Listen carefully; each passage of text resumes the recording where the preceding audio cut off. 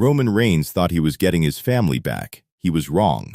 Last night on Raw, Roman Reigns stood face-to-face with Solo Sikoa, expecting the former Bloodline member to fall back in line. But Solo had a completely different message. He looked Roman in the eyes, and then Samoan spiked him.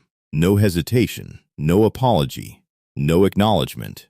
Solo Sikoa just made it clear that he doesn't need Roman Reigns anymore. And now the question isn't whether the bloodline is falling apart, the question is who is coming for Roman next. Because after what happened last night, we could be looking at the beginning of another bloodline war. This is Wrestling Realm Unplugged, and we need to talk about what WWE just started. Let's go back to what happened on Raw. The entire setup was designed around Jey Uso delivering Solo Sikoa to Roman Reigns. Roman had made it clear that he wanted Solo back under his control. And considering Solo's history with Roman, a lot of fans expected this to become another chapter in the Bloodline story. But Solo had something completely different in mind. When Roman attempted to assert his authority, Solo refused to fall back into his old role.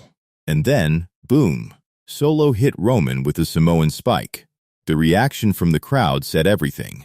Solo wasn't acting like Roman's enforcer anymore. He wasn't asking for permission. He wasn't looking for approval.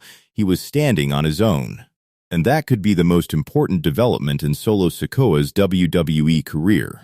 Here's where things get really interesting.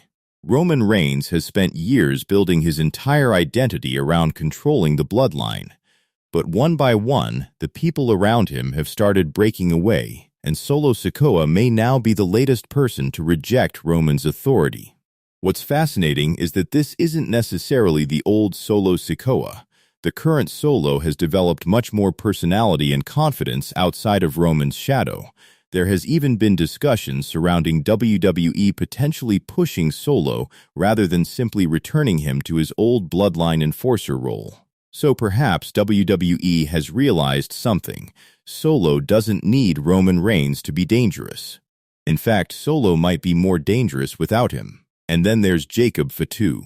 But wait, because there is another massive problem sitting right inside this story. Jacob Fatu. Jacob has his own history with Roman Reigns, and after everything that happened on Raw, Jacob was left watching this entire situation unfold. Think about the possibilities. Roman Reigns, Solo Sikoa, Jacob Fatu, Jey Uso, Jimmy Uso, and potentially even other members of the Anoa'i and Fatu wrestling dynasty. This could turn into something much bigger than Roman versus Solo. It could become another civil war within the bloodline, and this time Roman may not have complete control over either side. Could Solo become Roman's next major rival? Now let's talk about the match everybody is going to be thinking about. Roman Reigns versus Solo Sikoa. We've seen these two together. We've seen Solo follow Roman. We've seen Solo challenge Roman. But now, Solo has finally crossed the line. And that makes the potential matchup completely different. Roman would be fighting someone who knows exactly how the bloodline operates. Someone who knows Roman's weaknesses. Someone who has already spent years standing beside him. And that's dangerous. Because Solo doesn't need to defeat Roman psychologically anymore. He just needs to survive long enough to prove that he can exist without him. So what happens next? Does Roman retaliate against Solo? Does Jey Uso choose Solo's side? Does Jimmy get involved? And most importantly, where does Jacob Fatu stand? Because if Jacob chooses Solo over Roman, we could be looking at a completely different bloodline war. And this time, Roman Reigns might actually be the one surrounded. The story has gone from Roman trying to rebuild his family to Roman potentially fighting against the family he once controlled. Personally, I think this is one of the most interesting directions WWE could take the bloodline story. Solo Sikoa finally standing on his own gives him something he didn't have before: identity. And if WWE follows through, Solo could come out of this storyline as one of the biggest stars in the Bloodline saga. But what do you think? Was Solo right to attack Roman?